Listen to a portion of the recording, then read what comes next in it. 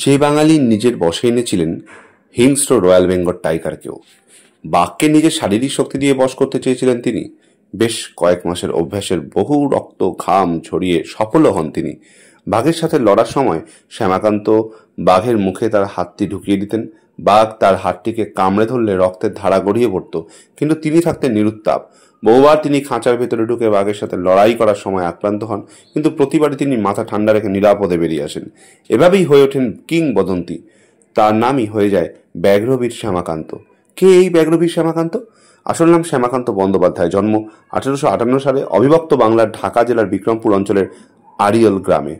শ্যামাকান্তর পিতা শশীভূষণ বন্দ্যোপাধ্যায় ত্রিপুরা জেলার মুরাদনগরে আদালতে সেরেস্তাদার ছিলেন।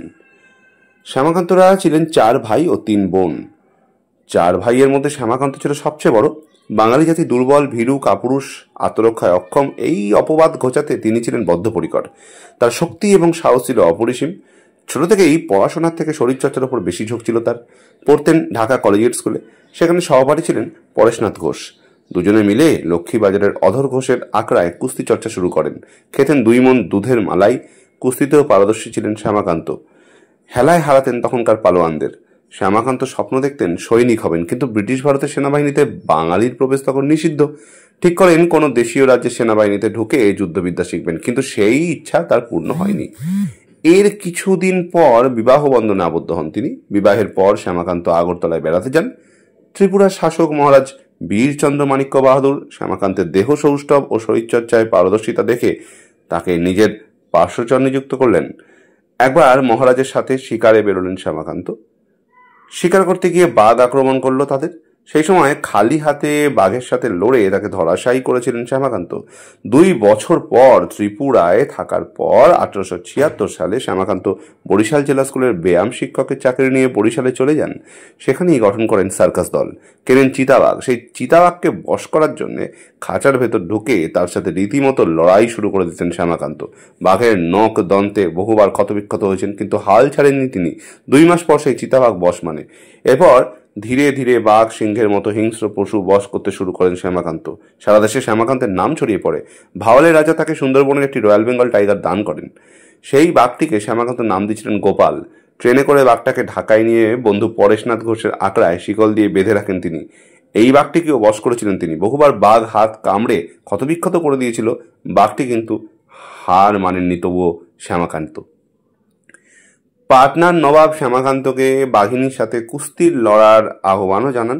কুস্তিতে জিততে পারলে পুরস্কার 2000 টাকা। শ্যামাকান্ত রাজি হন। চারিদিকে হই হই পড়ে যায়। হাজার হাজার লোক সেই লড়াই দেখতে আসে। সেই বাঘিনীটিকে যুদ্ধে পরাজিত করেন শ্যামাকান্ত। নবাবের থেকে 2000 টাকা, 2টি আরব ঘোড়া এবং বাহিনী উপহার পান। 1894 সালে শ্যামাকান্ত ফ্রেড বুকের ইংলিশ সার্কাসে হিংস্র পশুর খেলা দেখাতে শুরু করেন। পেতেন মোটা টাকা বেতন, মাসে 1500 টাকা। তখনকার দিনে ভেবে দেখুন। 1 বছর পর সেই চাকরি ছেড়ে নিজের সার্কাস দল নিয়েই বিভিন্ন জায়গায় খেলা দেখাতে শুরু করলেন তিনি। গোটা বাংলায় শোরগোল পড়ে গেল। 1897-তে রংপুরে অবস্থানকালে এক প্রবল ভূমিকম্পে তার সার্কাসের বহু পশু বাড়ি চাপা পড়ে মারা যায়। বেঁচে যায় 2টি বাঘ। প্রবল ক্ষতির সম্মুখীন হন শ্যামাকান্ত।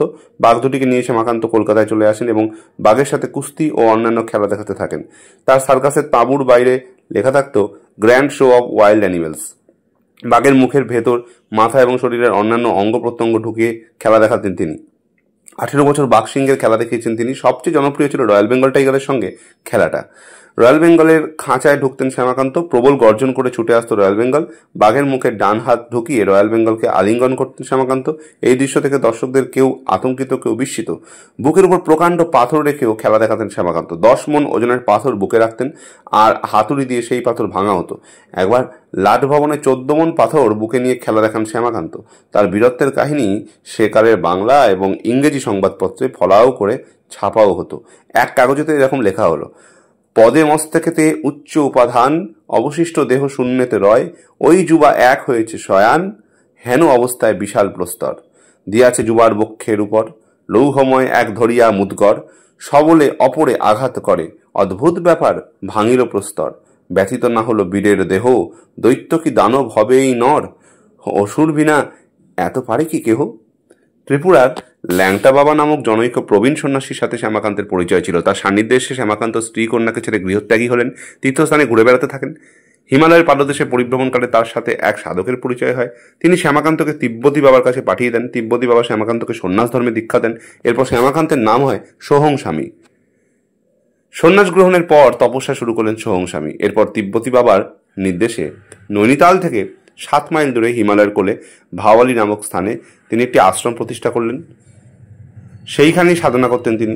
সেই সময় বেশ কিছু বইও লিখেছেন তিনি। 1918 সালের 5ই ডিসেম্বর প্রয়াত হন সোহং স্বামী ওরফে ব্যাঘ্রবীর শ্যামাকান্ত। তিব্বতী বাবা তার দেহাবশেষ বর্ধমান জেলার পালিতপুর আশ্রমে নিয়ে আসেন এবং তার সমাধি স্থাপন করেন।